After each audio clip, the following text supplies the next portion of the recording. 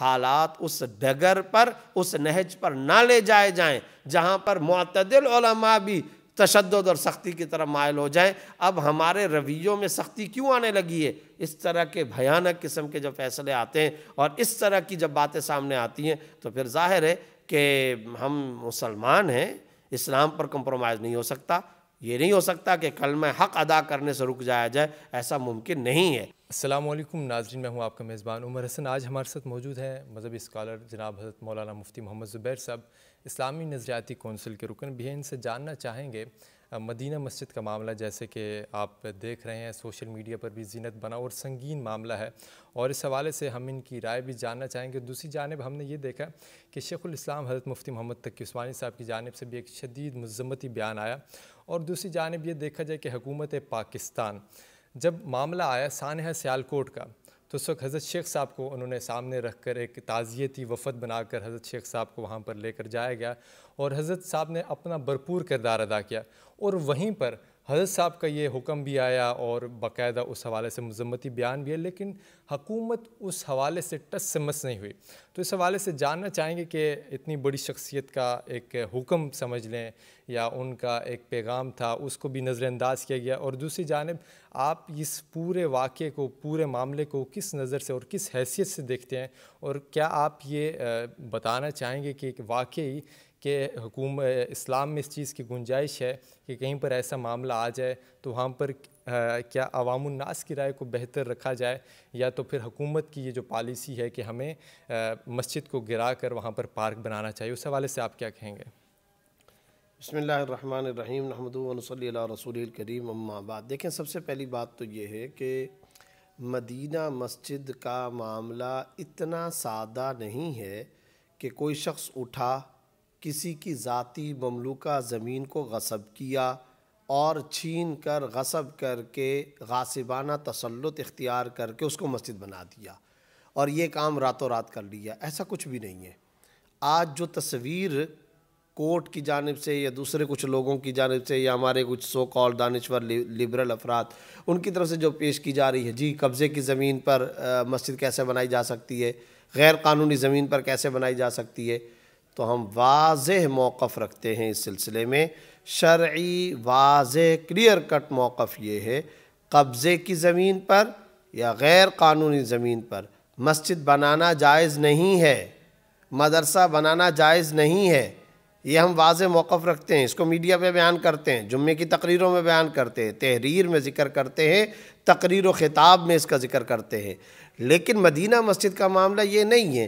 مدینہ مسجد کی صورتحال یہ کہ کم از کم اس کو 40 سال ہو چکے ہیں، اور اس مسجد کی صورتحال یہ کہ NOC لی گئی ہے، ایک نہیں متعدد محکموں سے لی گئی ہے۔ PECHS جو سوسائٹی ہے اس سے باقاعدہ اپروول لی گئی ہے، اس اپروول کو سندھ گورنمنٹ پہ بھیجا گیا ہے، سندھ حکومت سے نقشہ منظور کروایا گیا ہے، آرکیٹیکٹر، انجینئر، نقشوں کی اپروول، متعلقہ محکموں کی NOCs، ڈرائنگ، یہ سب کچھ تیار کیا گیا۔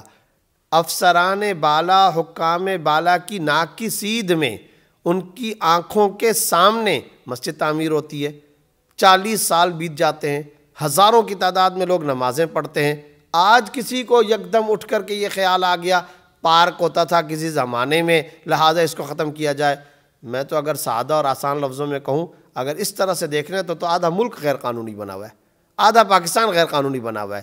اگر آپ نے ہسٹریاں نکال کر کے اصل زمین کیا تھی، کیا نہیں تھی، کیا تھا، قیام پاکستان سے پہلے یہ زمین کی حیثیت کیا تھی، بعد میں کیا تھی، شروع میں گراؤنڈ تھا، کیا تھا، تو میرے کہنے کا مقصد یہ کہ اگر اس طرح ڈنڈا چلانا ہے، ہاسپٹل بھی جائیں گے، سرکاری عمارتیں بھی جائیں گی، بہت سارے محکمے بھی جائیں گے، کئی ڈپارٹمنٹس کی عمارتیں، بلڈنگیں بھی جائیں گی، اور بہت ساری سڑکیں بھی جائیں گی، بہت سارے حکومتی ادارے جائیں گے، پلازے جائیں گے، شاپنگ سینٹر جائیں گے، رہائشی ریزیڈنشل ایریاز جائیں گے، پورے کنجسٹڈ ایریاز آپ کو ختم کرنے پڑیں گے۔ ایک نقطہ تو یہ ذہن میں رکھیے۔ دوسری اہم بات یہ ہے کہ آنریبل سپریم کورٹ کے تمام تر ادب احترام کو برقرار رکھتے ہوئے، اور ہم سمجھتے ہیں کہ عدالت کا احترام ہونا چاہیے اور عدالت کے احترام کو برقرار رکھنا چاہیے، اس پورے ادب اور احترام کو برقرار رکھتے ہوئے ہم چند اور نکات بھی بیان کرنا چاہتے ہیں۔ مثلا اگر آنریبل سپریم کورٹ یہ آرڈر جاری کرتی ہے کہ فلاں جگہ پر مسجد غیر قانونی اس کو ہٹا دیا جائے، منہدم کر دیا جائے، اس کی زمین سے مسجد کو صاف کر دیا جائے، ہٹا دیا جائے، تو پھر آنریبل سپریم کورٹ سے ہم یہ بھی تو درخواست کریں گے، آئین اور دستور پاکستان میں یہ بھی تو درج ہے کہ جگہ جگہ مسلمانوں کی عبادت کے لیے، مملکت کے باشندوں کو نماز پڑھنے کے لیے مساجد دینا، مساجد کا انتظام فراہم کرنا، یہ بھی تو ریاست کی ذمہ داری ہے، یہ بھی تو اسلامک اسٹیٹ کی بنیادی ذمہ داری ہوتی ہے۔ تو سوال یہ پیدا ہوتا ہے کراچی سے خیبر تک حکومت نے کتنی زمینیں مسجد کے لیے مختص کی ہیں؟ اس کا فارمولہ کیا ہے؟ میں صبح شام اسلام آباد میں ایک چیز دیکھتا ہوں، جب کبھی اسلام آباد جانا ہوتا ہے بار بار ہم جا کر کے یہ منظر دیکھتے ہیں، گرین بیلٹ پہ لوگ نمازیں پڑھ رہے ہیں۔ آپ خود اسلام آباد پنڈی کے جڑواں شہروں کے اندر رہتے ہیں، ذرا بتائیے اسلام آباد کی مارکیٹوں کے اندر کیا ہے؟ وہ چاہے میلوڈی ہو، چاہے آپ پارا ہو، ان کے درمیان کی مارکیٹیں ہوں، جہاں ہوٹلز ہیں وہاں پر ہوں، کتنے لوگ ہیں جو آتے ہیں سیاحت کے لیے یا سفر کے وقت یا کھانا کھانے یا شاپنگ کرنے کے لیے گرین بیلٹ پر نمازیں ادا کر رہے ہیں۔ ان کی نمازوں کے لیے مسجدیں نہیں ہیں، اور کے ڈی اے وغیرہ نے کئی جگہوں پر باقاعدہ کے ڈی اے جو متعلقہ ڈپارٹمنٹ سے انہوں نے بہت ساری جگہوں پہ زمینیں بھی مختص کی ہیں، لیکن مسجدیں نہیں بنائی جاتی ہیں۔ سرکاری اسکول کہاں ہوگا کہاں نہیں ہوگا اس کا فارمولہ ہے قانون کے اندر، اور وہ فارمولہ یہ کہ بلڈنگ اتنی ہونی چاہیے، بچے یعنی اسٹوڈنٹس اتنے ہونے چاہیے، اور اس کی زمین کا رقبہ اتنا ہونا چاہیے۔ مسجد کتنے فاصلے پر بنے گی؟ آئین میں، قانون کے اندر اس کا فارمولہ ہی کوئی نہیں ہے، اس کو کوئی ضابطہ ہی طے نہیں کیا گیا۔ ارے بھائی، رسول اللہ صلی اللہ علیہ وسلم مکہ سے مدینہ ہجرت فرما رہے ہیں، آج ہم ریاست مدینہ کی بات کر رہے ہیں۔ ریاست مدینہ میں پہلا کام مسجد کی تعمیر ہے، پہلا کام اگر ہوا ہے، پہلا کام آتے ہی وہ کام تھا مسجد نبوی کی تعمیر۔ تو یہاں مسجد کی تعمیر ریاست مدینہ کی ہم بات کر رہے ہیں، اور مساجد کو اکھاڑنے کی باتیں کر رہے ہیں، مساجد کو منہدم کرنے کی بات کر رہے ہیں۔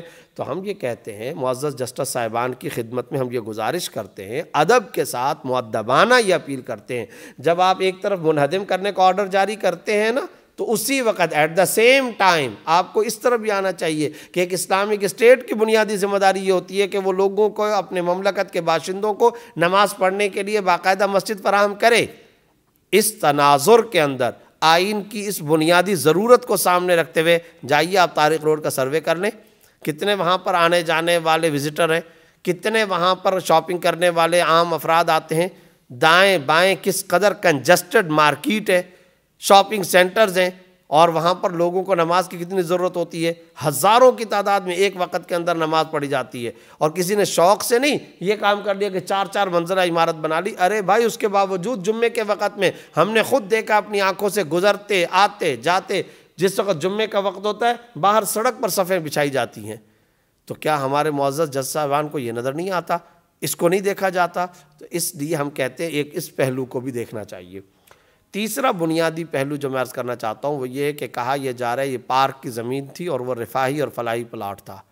تو سوال یہ ہے کہ پارک فلاحی اور گراؤنڈ رفاہی زمین کا ٹکڑا ہے، تو کیا مسجد رفاہی اور فلاحی کام نہیں ہے؟ تو کیا مسجد فلاحی پلیس نہیں ہے؟ کیا یہ سوشل ورکنگ کا مرکز نہیں ہے؟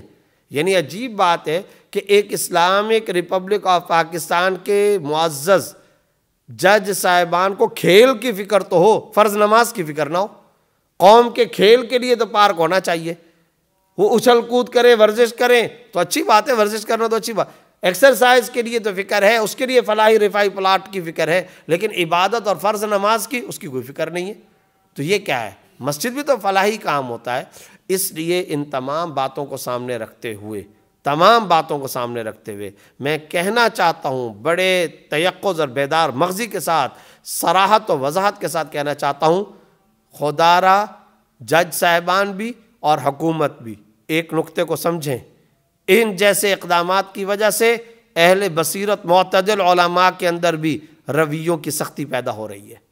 چنانچہ نتیجہ دیکھیں، ہمارے استاد شیخ الاسلام حضرت مولانا مفتی محمد تقی عثمانی صاحب دامت برکاتہم العالیہ، جو خود آنریبل وفاقی شرعی عدالت سپریم کورٹ کے جسٹس رہے، اب ان کا فتویٰ دیکھنے کیا آیا ہے؟ انہوں نے باقاعدہ طور پہ یہ فتویٰ دیا ہے کہ یہ مدینہ مسجد شہری مسجد ہے، اس کو منہدم کرنا جائز نہیں ہے، اس کو برقرار رکھنا ضروری ہے، اور اس جیسی جتنی مساجد ہیں اگر کسی کی شخصی زمین کو قبضہ کر کے نہیں بنایا گیا، سرکاری زمین تھی، عام زمین تھی، تو اولاً حکومت کی ذمہ داری تھی وہاں پر مسجد تعمیر کرے. حکومت نے نہیں کیا، مسلمانوں نے اگر کر لیا تو یہ مسلمانوں کا حق ہے، بلکہ آگے لفظ انہوں نے لکھا ہے حق نہیں ہے، فریضہ ہے. اپنے طور پہ چندہ جمع کریں اور پھر وہاں پر مسجد قائم کریں. تو میں یہ عرض کرنا چاہتا ہوں حالات اس ڈگر پر، اس نہج پر نہ لے جائے جائیں جہاں پر معتدل علماء بھی تشدد اور سختی کی طرف مائل ہو جائیں. اب ہمارے رویوں میں سختی کیوں آنے لگی ہے؟ اس طرح کے بھیانک قسم کے جب فیصلے آتے ہیں اور اس طرح کی جب باتیں سامنے آتی ہیں تو پھر ظاہر ہے کہ ہم مسلمان ہیں، اسلام پر کمپرومائز نہیں ہو سکتا. یہ نہیں ہو سکتا کہ کلمہ حق ادا کرنے سے رک جایا جائے، ایسا ممکن نہیں ہے. اس لیے مؤدبانہ درخواست ہے پارک کو متبادل جگہ فراہم کی جائے. مدینہ مسجد کو منہدم کرنے کا کسی قسم کا کوئی فیصلہ عقلاً، اخلاقاً، شرعاً، قانوناً کسی طور پر بھی درست نہیں ہے، اور نہ ہی اہالیان پاکستان اس کو قبول کریں گے. خدا را حالات کو اس شدت پسندی کی طرف نہ لے جایا جائے.